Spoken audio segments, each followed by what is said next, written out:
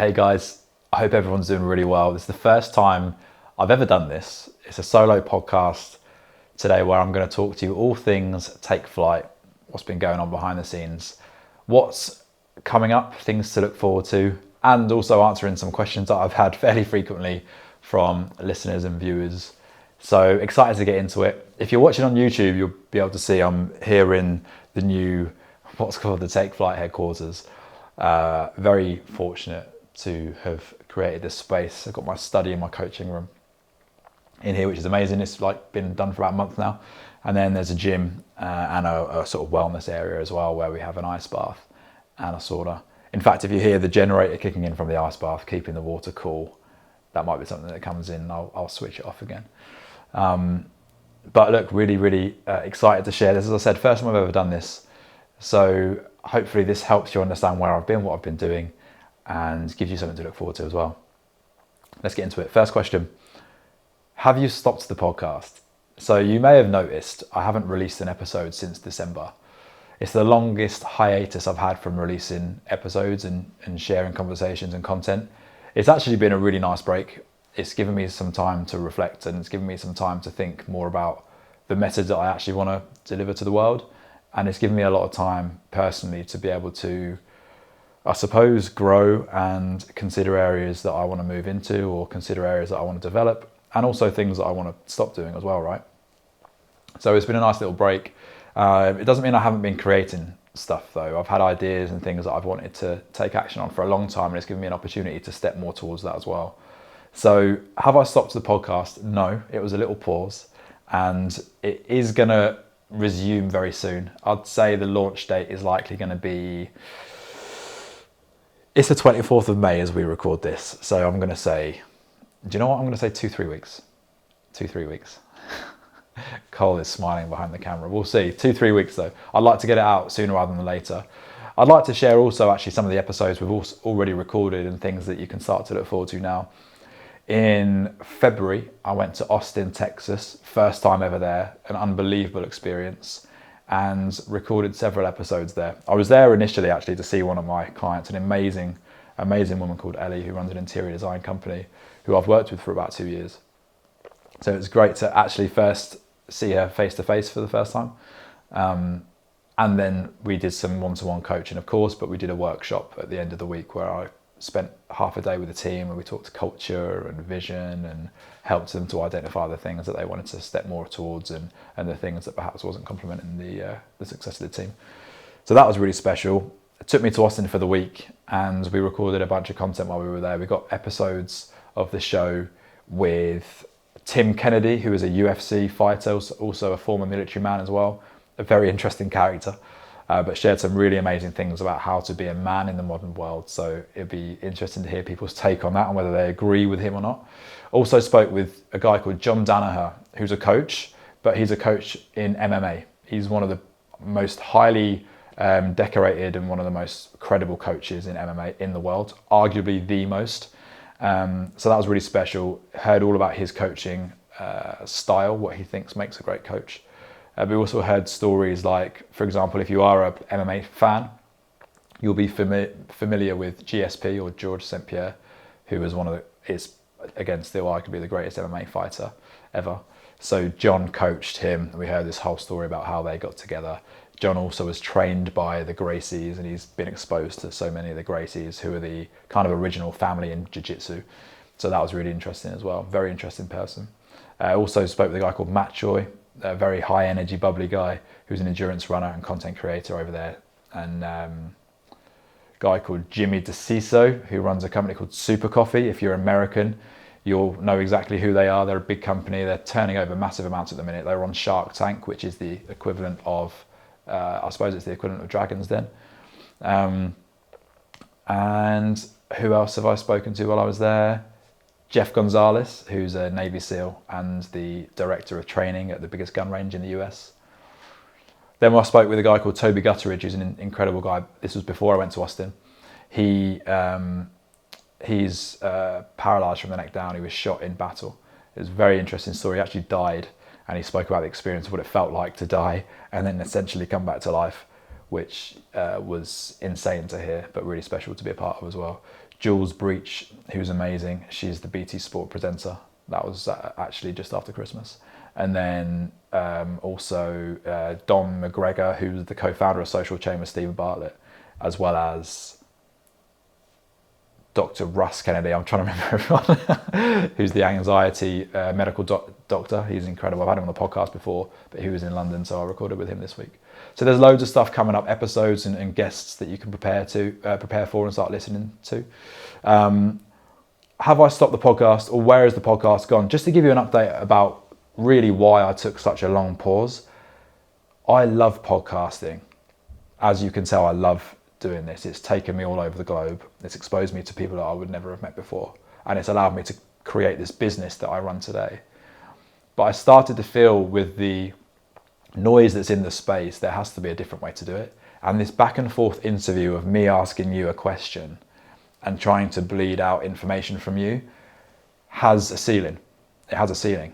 It's amazing, and it works so well, and there are people who do it incredibly well. I happen to believe I'm one of those people as well. But it has a ceiling. So I wanted to think about other ways that I could learn from people and therefore share more of that information with you. So the way that I'm going to do that now is by myself stepping outside of my comfort zone, by stepping into elite environments. So I will step outside of my comfort zone and into an elite environment with that particular person, and I'll experience what they do firsthand as a novice, with them teaching me how to do it. And then I will have a better understanding of what it is that they go through, obviously from the real novice perspective.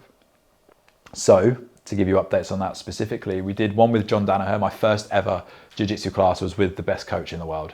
Then I rolled with Tim Kennedy, who was a professional UFC fighter. He fought in 2 championship fights. He's 95 kilos and squashed me, and I pretty much couldn't breathe. But it was a good experience. I shot guns with Jeff Gonzalez, the Navy SEAL. First time ever shooting a gun, other than clay pigeon shooting in the countryside.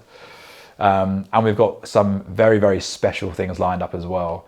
I'm partnering with a really great brand, and it's leading me to do something I wanted to do for a long time. There's a guy called Andy Torbit, who's a stuntman, former Marine, and he is an incredible person first and foremost, but he is very big in skydiving, very big in scuba diving, the 2 parallels of diving. And I'm going to be jumping out of a plane with him, but I'm not going to be doing a tandem, which was the original plan. He gave me an option. He said, you can jump tandem with me, and his friend Mikey will jump out with us and film us on the way down.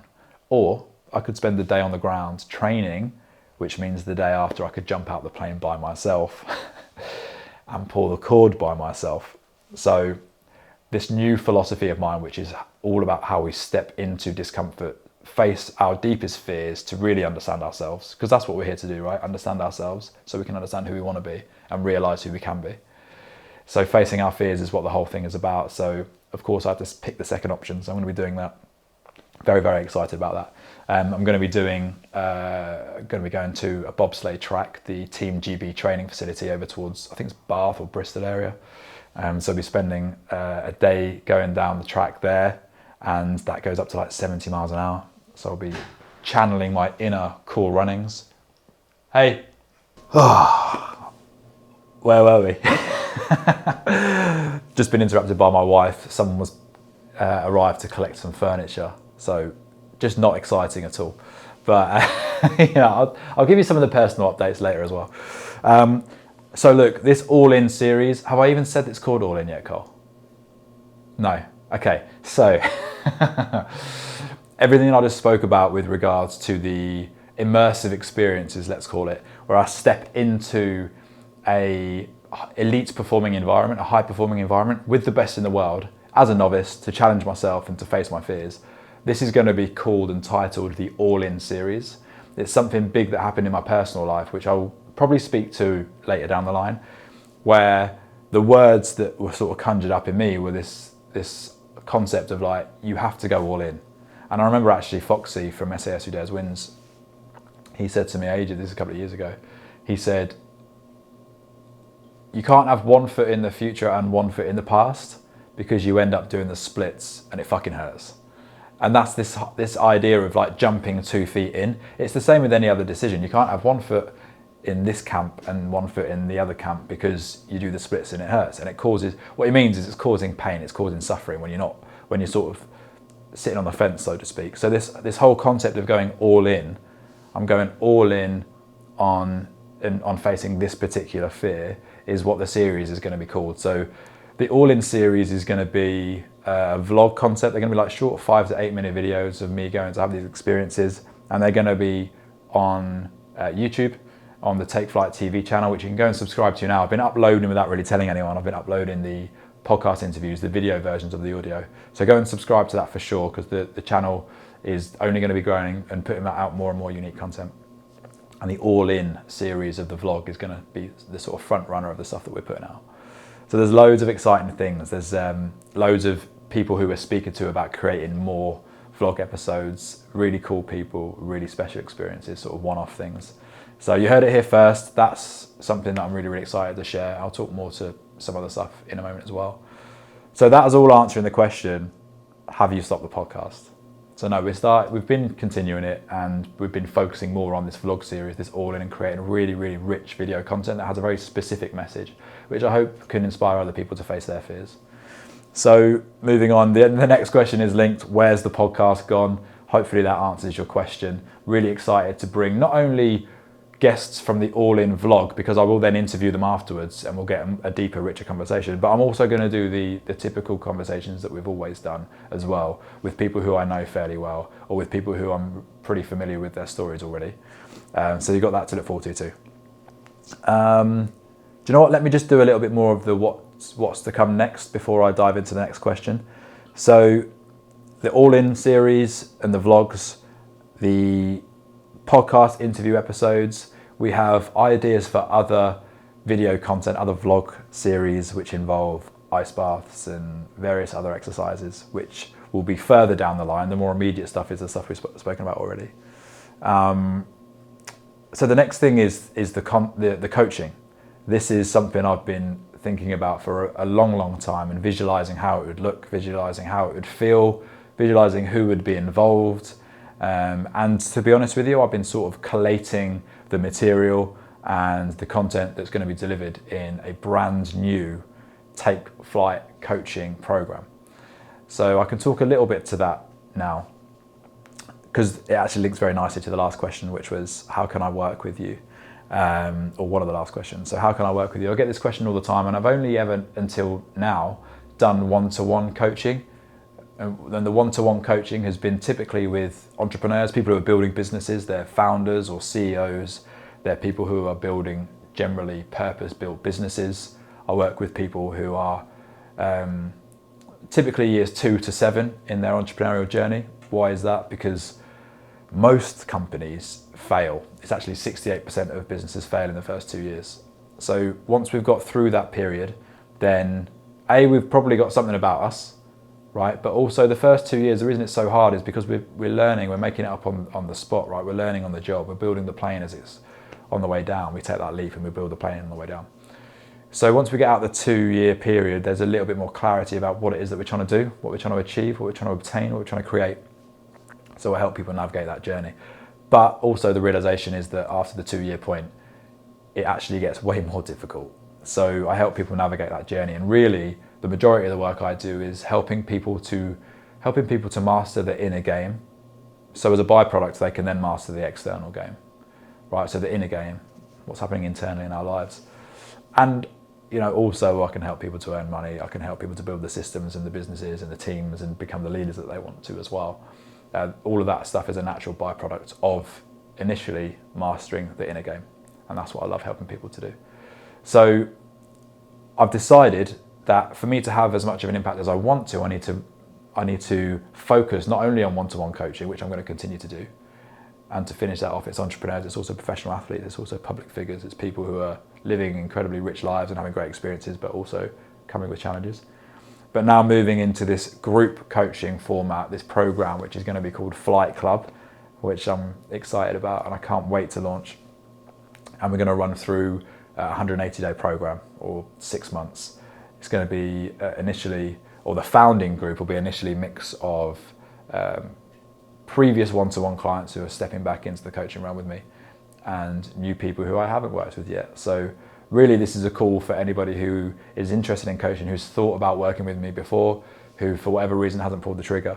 I very, very rarely open my books. I only actually take one-to-one clients on every 6 months. So it's a very unique opportunity to be able to work with me and be in this space, and also be sat with and alongside other incredible entrepreneurs who are probably facing similar challenges as you are, in both in business and in life.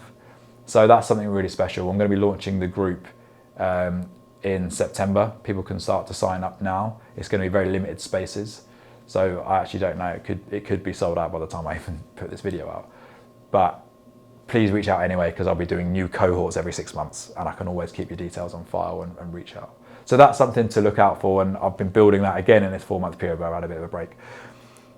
I feel like I've been talking a lot. This is the longest I've ever spoke by myself. Cole's smiling.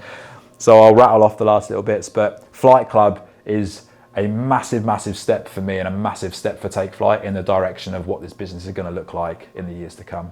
So this initial program, which is 180 days, is the first of its type, and it's going to be the founding group of people who are in Flight Club. And then there will be likely other programs down the line. I don't know what they're going to look like, but this is where we're starting, and I'm really, really excited. I'd love people who are interested, who might feel they fit into what I've explained my typical clients are. People probably running businesses or wanting to, people who might be feeling lost, lack of clarity, confused, people who experience imposter syndrome regularly, people who are procrastinating, aren't pulling the trigger, people who basically aren't taking flight. That's what this entire program is about, mastering the inner game and preparing you as best as you can to take flight into what it is that you want, or being the person that you want, or running the business the way you want to. So really, really excited about that. And then the other question, so hopefully that answers how can I work with you. You can work with me one-to-one, or you can work in this new program. The last question is, where are you talking next? So that's been a big focus of mine actually over the last I've been doing a lot of it, but specifically over the last 4 months, is developing new talks and new material to share on stages, which I'm loving as a format and as a platform to spread my message. And I'll be speaking at several festivals this year. I was actually just recently with Ollie Ollerton, who became a friend of mine after episode 99 of this podcast, and then we did another one somewhere in the hundreds. So I went to his house a couple of weeks ago, and we are developing a talk of our own, which we're delivering at a festival at the beginning of August, which is going to be really, really fun. So we will talk on the Saturday. It's called Good Vibrations, if people want to look at it, in a place called Pippingford, which I've never heard of before, but I went to the event last year, and Ollie and I spoke as well, and that was really fun. So we're talking on the Saturday at this one, August the 5th, and then we're doing a workshop together on August the 6th on the Sunday. It's a really nice festival in the middle of nowhere, take your shoes off, walk around in the grass barefoot kind of a vibe, but with great music and great talks and other experiences there as well.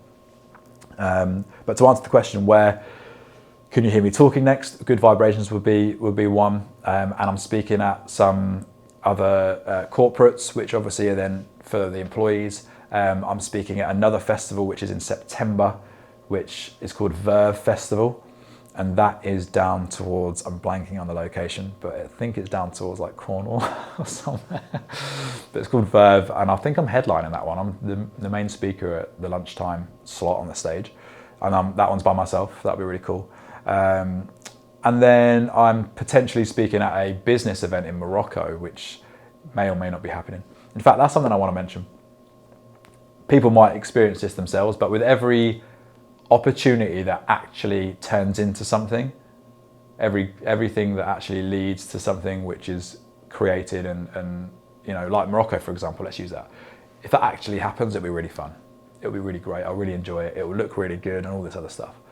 But for every opportunity like that comes along, I would say there are at least 10 that are as equally exciting that don't happen. So I've definitely found of late ways to be a little bit more level-headed when things come through, inquiries come through, opportunities come through. It's very easy, especially in the early days of running this business. I got very excited at everything that came in the door, and then very upset or disappointed when it didn't materialize. So it's hard, right? Because you've got to find that balance of, yes, I'm excited, I'm going to pursue this, I'm going to pour my energy into it, versus, yes, I'm going to engage with this and look at it as a potential opportunity, but I need to qualify. I need to ask the right questions to really figure out whether it's something that's going to work for me, whether it fits in the thing that I want to do. I probably want to test whether they're credible enough to know that it's actually going to turn into something, like whether that's event planners or brands who engage and things like that. You've also got to ask the right questions to understand what their agenda is and what their goals are with the thing that they're asking you to be a part of. And sometimes, you know what, the best thing to do is to fall back on your own stuff. Fall back on your own business, on your own programs, on your own content, on your own goals, on all that stuff, and stop relying so much on external opportunities to come up. Because I've fallen into both camps. And now I'm certainly with this group program and with the New All In series, I'm certainly finding so much pleasure in just leaning in and investing as much of my energy as I can into my own business. And where else can you hear me speak? And then, to be honest with you, there's a couple of other things that are pending at the moment. But then next year, there's going to be loads of opportunities where I'm speaking on main stages at festivals, which is going to be really cool, incredibly scary and terrifying. I still don't think it gets that much easier the more that you do it. The reps help with the talks. I think I don't rehearse enough. I could definitely do a little bit more of the rehearsals. But again, it's all about facing our deepest fears, right? So the talks are definitely a great gateway for me to do that. Any other questions? So I think that's it. That summarises what I've been up to. I suppose very briefly on the personal side, I am expecting my son to arrive in, 6 weeks? I'm looking at Cole like it's mine and his. 6 weeks. Cole's got a son due 2 days after mine, which is why I'm saying that. So is it 6 weeks or 8 weeks? 6 to 8. Middle of July. So I've been getting the house ready, which is why we were just interrupted then. We've been selling some old furniture on Facebook Marketplace and just clearing the house out, getting the rooms ready, preparing the house for the imminent arrival, the new recruit. So that's been something that brings both excitement and a bit of anxiety as well. I've had like some really profound experiences in my life. I think, you know, my brother and my best friend had his first child. She's 7 weeks now, and he's going through the experiences that I did with my daughter, who's going to be 3 in July. So that was special to see. And then, like, really sadly, my grandmother passed away only 3 weeks ago. So I've had this kind of strange experience of life and death and feeling somewhere in the middle, and everything that's brought up has been really challenging. But do you know what? I suppose from all the work that I've done, both myself and with my clients, facing something like this, because I was so close with her, it's left a massive gap. But I was so close with her, it was important that I gave myself the space to grieve and basically feel the things I need to feel. So I've been doing that, reading the old emails, listening to the old voicemails, and allowing myself to get sad when I've needed to do that. And then also, you know, then realising I need to get back in the land of the living, as they say, and operate on my business and support people the way that I like to support people. So I suppose when we talk about being optimal, we often don't look at it like that, but there were days when being optimal was just feeling into the pain and the sadness of like losing my grandma. And then there were moments even immediately after that when being optimal was switching back into coach mode and, you know, providing as much value to my client in that moment as possible. I actually did a talk, I think it was like 10 days after the funeral. And, you know, in that moment, what was optimal was to be present and to deliver the best talk that I possibly could to the audience and answer the questions and engage with people afterwards. And then when I got back in the car, and it was a fairly long drive home, you know, I would think back about that as well, so I'm not ignoring any feelings that are coming up. So that's some stuff that's on the personal side. And yeah, that's a little update. It's been a long period of a break away from putting anything out on the podcast. So I hope that gives you an idea as to why that's happened. I'm really excited to share everything. Please send any questions that you've got. You can follow me on Instagram at @markwhittle_TF. And yeah, onwards. Looking forward to everything that I'm going to bring, and I hope it adds as much value as possible to your lives. And if it does, I really get huge amounts back from you guys sharing with me what's helped and how. So please never be afraid to reach out and send a message. Thanks so much. Thanks always for supporting, and big love. See you soon.